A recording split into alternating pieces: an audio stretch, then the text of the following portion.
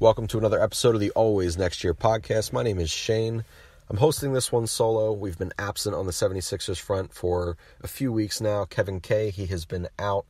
We do expect to get him back in studio in the next week or two, mercifully, so we will have some Sixers talk back on a weekly basis. I'll bring in some additional things with articles. We do have the team of writers now, which, before we go any further into this particular show, reminding you, as we have not had a 76ers podcast since the release, we have now released and launched a brand new website. It is www.alwaysnextyearpodcast.com. You'll be able to find our articles. We've hired a team of writers, so we should have more content coming out throughout the weeks. You'll get content written from our core 5 and 6 members. You'll also have content from the writers coming out. We've added a video section, so we've had I think just one video segment up right now with me and Rob diagnosing some of the Philadelphia Flyers. And then you will have a link to our podcast. If you were listening to this show or you listen casually, please like us, subscribe us, send and submit in any type of reviews, any type of takes, any type of questions that you have for us. Best and worst things that we hear or that we read, we'll put on the show. So again, it's www.alwaysnextyearpodcast.com. Getting back into it with Philadelphia 76ers. 76ers right now sit 4th in the East, 22-13 record. They're an undeniably talented and good NBA team that absolutely fucking no one in the NBA should fear over the course of a 7-game series. Fucking no one. As talented as they are, and with some of the names that they have, like Joel Embiid, like Jimmy Butler, like Ben Simmons, there is no depth, and this is just an entirely too flawed of a unit right now. You cannot compete over the course of a 7-game series. Right now, we're finding it difficult to compete for 48 minutes a night. That is going to be a huge, huge problem entering the second half of this season, the second two-thirds of this, or the last two-thirds, of this season. So we're going to dive into a few of the things right now that consistently come up. We are going to keep this one short. It's probably going to be 15, 18-minute show. Again, hosting this one solo, just going over a few quick points here. Me and Kevin K, we discussed a lot of these. So this is basically me just reiterating the text that me and Kev have. So welcome into our lives. First and foremost, and this has been a well-documented issue at this point, 76ers absolutely cannot guard guards. Right now, it's atrocious. So over just take the last 10 games. Last 10 games, guards are averaging 21 points a night on 44% from the floor. A lot of that coming in crucial minutes in the fourth quarter. Ball handlers are just absolutely eating up Brett Brown's defense right now and eating up the defensive matchups. Now, this is a problem on multiple levels, multiple fronts here. Ben Simmons is 6'11", and he's guarding guards who are 6'2" to 6'5", who are a little bit more quick twitch guys. That's not necessarily the best recipe for success. You can't throw Ben Simmons on the defensive side of the basket or of the court and say, hey, guard these quick twitch guys who can create their own shot from both inside and outside. Yes, you have superior length and athleticism to a lot of talent in the NBA, but that's not his game. That's not his role. He's just too big and too lengthy to get that. So that's asking a lot of a guy like Ben Simmons. Beyond that, TJ McConnell, for who and what he is, it's impossible to not love him. He's great for what he is. But when you overutilize TJ McConnell, which we've unfortunately had to do in Markelle Fultz's absence, you really expose the limitations of who and what TJ McConnell is. For 4, 6, 8 minutes a night, energy burst, especially at home, because the Wells Fargo Center crowd absolutely fucking loves TJ McConnell. That is his best serve role. When you give him that 12 to 18 minutes a night, and when he is running a second unit, offensively, he's okay. He distributes the basketball well. He protects the ball well for the most part. His jumper's okay. He is exactly what he is. But on the defensive side of the floor, he is severely limited in what he is able to do and who and what he is able to guard. You have to remember, we are without first-round pick Zaire Smith, who, for what he is and for what he was coming out, more of a defensive-minded guy. Robert Covington, obviously lost in the trade. Jimmy Butler, he comes in with that, but you do want and have and need Jimmy Butler for his offensive productivity. It's not to say that we're going to diminish what he can do on the defensive side of the basketball court, but that's not exactly what he is here for. So asking him to constantly take combo guards and swingmen and always take that guy, that's asking a lot from a guy who you are also asking for to be your closer and to be a second or third or top 2 or 3 scoring option through the first 3 quarters of the basketball game as well. Beyond that, you got Landry Shamet, who as a shooter and a scorer, that's a good thing. Same thing with Furkan Korkmaz.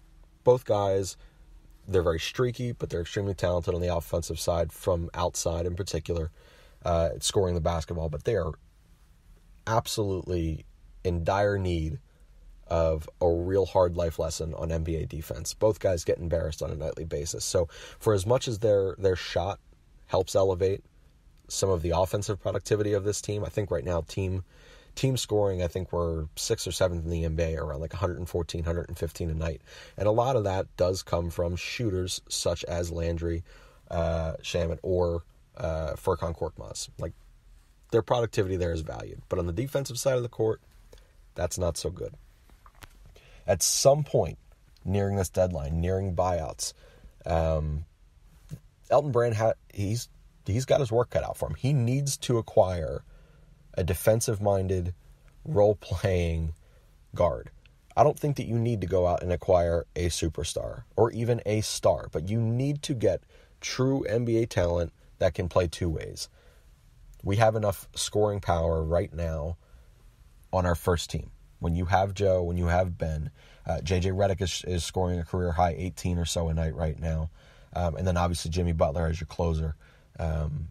You have talent on that first unit. You just need someone who can spread the basketball and create opportunity for your second unit. Get Furkan the ball, get Landry Shamet the ball, find ways to make that work, and then score a little bit in your own right. But more importantly to me is to limit those runs on the defensive side of the floor and find a guard that can continue to keep ball-handling guards from opposing teams off the score sheet in bunches. So that is a huge, huge thing. Going along with some of that, bench scoring. I have no doubts, and nor does anyone in the NBA, Joel Embiid is going to get his points every single night. Ben Simmons has come on as of late to show that he can score every single night. We'll get to Ben a little bit later in this podcast because Philadelphia is extraordinarily split on him, and that pisses me off to no end. So we're going to close that with that one. But Jimmy Butler, as mentioned, he's going to score. J.J. Redick, he is going to score. But beyond those 4 guys, Wilson Chandler's been garbage this year, and he also can't stay healthy. Mike Muscala is a piece of shit basketball player, and anyone who thinks he's good, I question what in the hell you're watching. He is embarrassingly bad and so maddeningly frustrating. I fucking hate Mike Muscala. So if the 76ers ever listen to this podcast and Mike Muscala listens to this, you suck. Cannot stand you. Moving on. Landry Shamet, Furkan Korkmaz. Okay, both of them, they can score the basketball, but again, they are streaky. And if they're scoring 10, 12 points a night, I'm not convinced that they're keeping 10, 12 points a night off the score sheet from whomever they're defending. That's been a problem. Amir Johnson is not in the rotation anymore. Not that he was ever a scoring threat. He wasn't. But the second unit, when he was right last year, it was a better unit. This year, he's just fallen out of graces. Moving Richaun Holmes in the offseason, I loved Richaun Holmes. I completely dug his style of play for who and what he was. I think this team could really use him this year. Get to the last piece here, Markelle Fultz.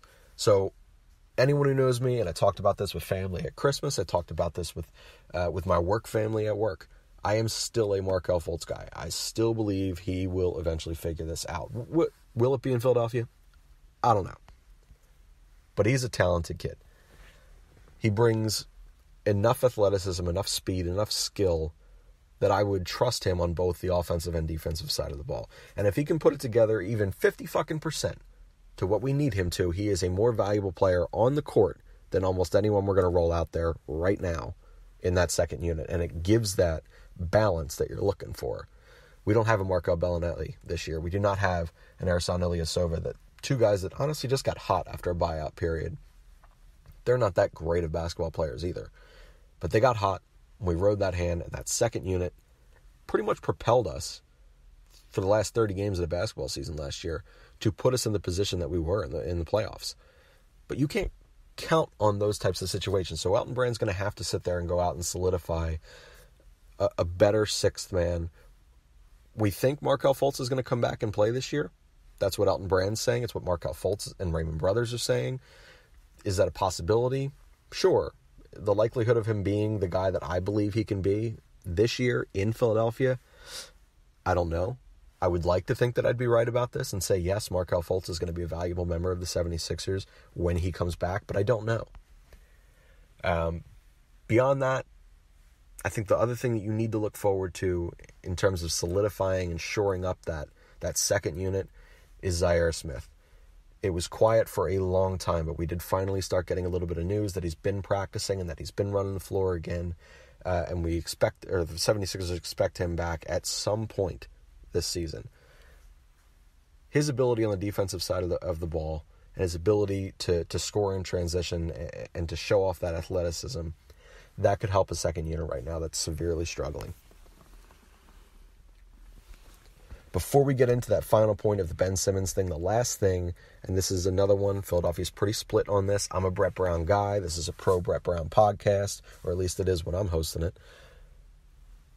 His coaching and decision-making in crucial moments of the game have left a lot to be desired. I see this tweet all the time. I guess Brett Brown only coaches in games that we lose. It's true. Especially in Philadelphia, your negatives are going to be magnified so much more than the things that you do positively when you're a coach. Or if you don't have the personality as a player, as we've seen in certain circumstances over the years. But with Brett Brown, it almost doesn't matter what happens and what right decisions he makes along the way. When he draws up a play for J.J. Redick on Christmas Day to get the final shot, when a guy who has hit 2 game-winning shots for you after the trade, and why you got your closer in Jimmy Butler, is standing in the corner not touching the basketball, that's a problem. Joel Embiid, he's starting to talk a little bit more, and he's starting to talk a little bit more about his coach. We all know he talks a lot of shit. We all know he likes to have fun. We know he's a passionate guy. He's a Philly guy. But now he's starting to question Brett Brown. That begins to be a problem. That begins to be a problem for me, for the fan base, for Joel, for Brett Brown. It puts everyone in an awkward position when your superstar and the face of your franchise is now questioning your head coach. That's a slippery ride there. I don't know what's going to happen with Brett Brown if the two of them don't gel. Now, mentioned JoJo, he's an emotional player. Sometimes losing to Boston, for one, is forever going to piss this man off. And it should. It pisses the fan base off. I understand that the next day when Joe goes to work, he's going to be ready to work. And they're going to be fine. But if that happens that many times, if Brett Brown continues to sit there and allow for runs to extend too long, and believing that his guys on the court can sway the momentum, especially sway the momentum when you're the away team, and not call the timeouts when they need to be called. And maybe you went 6-8 points too deep into a run before you said, hey, now I got to pull the plug. Now I got to call this timeout. Whether it's not utilizing the correct switches at the correct points in games, drawing up plays for your third or fourth option because I don't fucking know why. Maybe you think that you're smarter than everyone else. Do what works. Do the easy thing. Give Jimmy Butler the basketball in the last 5-10 seconds of the basketball game. Find Joel Embiid. I prefer you find Joel Embiid down low. I don't want him shooting the basketball. I want him to utilize his size and skill. And I believe that Joe, more so than anyone else on this team, certainly, but also, I'd say he's a top 5 guy in the league right now in the crucial moments of the game that could guarantee to get you to the free throw line. And I trust him shooting the basketball. And you draw a play up for J.J. Redick. those types of things, that gets magnified for a fan base. And on Christmas Day on national TV against Boston in one of the best rivalries in all of sports, and that was the play you drew up. That's a problem. I have a problem with that. So Brett Brown, over the course of the next few weeks, and while this team is undoubtedly going to be going through some roster shakeup and changes, is Elton Brand has to do something to solidify that second unit. Brett Brown is going to have to learn and get acclimated again, just as he did last year with Marco Bellinelli and Ersan Ilyasova. Can he find that second unit? Can he find the balance? Can he find the timing and rhythm of those changes and those switches and put his guys into better positions to win basketball games? That's something that we're going to have to find out. Brett Brown is too. And the last thing we're going to talk about, just going to wrap it up real quick again, so to keep this one short. Ben Simmons, Philadelphia, the fan base is irate over him half the time, and then the other half the time they just have some super hard on. Just as I am with Brett Brown, despite my criticism of him 30 seconds ago, pro Brett Brown podcast, this is a pro Ben Simmons podcast. There are some flaws to Ben Simmons' personality that don't necessarily gel with Philadelphia. I understand that. He doesn't show the type of emotion that Joe does. He's not quite as fun. He doesn't look like he has the hunger at times. If you want to make a comparison to me, almost JVR-like. When JVR was here, everything he did looked like it was slow motion. Wasn't necessarily true, but it's how it looked. Didn't have a whole hell of a lot of personality. But then he went to Toronto and, he lit up the score sheets. He's back now, so this is a terrible example. But I do fear that if the 76ers move on from Ben Simmons at any point, that no matter where he goes, he's going to be infinitely better. And that's going to piss us off even more. So, while it is fair to sit there and criticize some parts of his game, failing to ever just take a standstill straight up, just fucking take a jump shot. Why he feels the need to always do fadeaways, one-handed hook shots, all these different things from 12 to 14 feet that just look like garbage. Just stand the hell still and shoot. We've all seen the videos of you shooting with no one in your face in practice and all this shit. Ben Simmons hitting 10 threes in a row, running around. Anyone can do that. Just fucking apply it to the game. Nothing in the NBA matters until the last 4 minutes of the game anyway. Like, that's the only fucking thing that matters, for the most part. So long as you keep shit close. Just shoot a regular jump shot. They give you 8 feet sometimes because nobody fears you. Add that element. Philadelphia is going to fucking love you. Even if you shoot 10 fucking %, you're at least shooting the basketball. And you're standing still and you're looking like you are confident in what you got. Beyond that, Philadelphia, I strongly encourage all of our listeners, all of our followers, all the people that have reached out to us, that I talk basketball with, and that Kev talks basketball with, appreciate Ben Simmons for who and what his skill set is right now, and understand that there is a lot of untapped potential right now. And I know that's a scary word, and potential, but he's going to figure that shit out. Not everyone comes into the game, all their tools, 100% ready to go, superstar levels in every single capacity. That's just not realistic.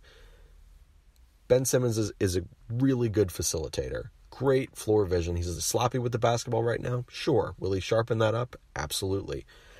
He can get to the rim almost any time that he desires. Should he finish with dunks more often than lay-ins and take a little more just brunt and bulk to the rim? Absolutely. Will that come? Yes. Can he shoot the basketball? I have no fucking idea, because he won't do it. But does it mean that he's never going to do it? Absolutely not. We saw on Christmas Day, he took a 22-foot jump shot-ish, still kind of a turning fadeaway moving shot. It looked fluent enough. It's a start. Appreciate Ben Simmons for who and what he is on the basketball floor. Understand that as a guy who is averaging 16, 17 points a night, nearly 10 assists, he's 7, 8, 9 rebounds a night. He's a walking triple-double threat every single night. Whatever you need on any given night, I'm confident Ben Simmons can give you, whether it is scoring, whether it is facilitating, or whether it's rebounding the basketball and assisting in Joe, insisting and rebounding underneath the net with Joe. I'm confident that he can do those things. Appreciate that. Understand this is a growth process, and as long as Brett Brown challenges him to expand his game in time, he will be just fine. Send us in some of your 76ers thoughts. Again, we are 22-13, heading into Utah tonight at 4th in the East. I still stick by my stance. This team has undeniable talent. They are a very good NBA basketball team. that no one on the planet should fear. I believe that there are enough quality pieces here, whether it be Joe, whether it be Ben, whether it be Jimmy, or even Brett Brown on his best coaching days. We have people in that locker room right now that should garner fear and respect, and that should say, hey, over a 7-game series, this is going to be a battle. This is going to be tough. But without a second unit, without a 4th or 5th starter in there, in their rotation, with Wilson Chandler being what Wilson Chandler is and Mike Muscala being ass, I don't know that you can fear this basketball team. And they're one injury away, they're one bad streak away from falling out of relevancy entirely.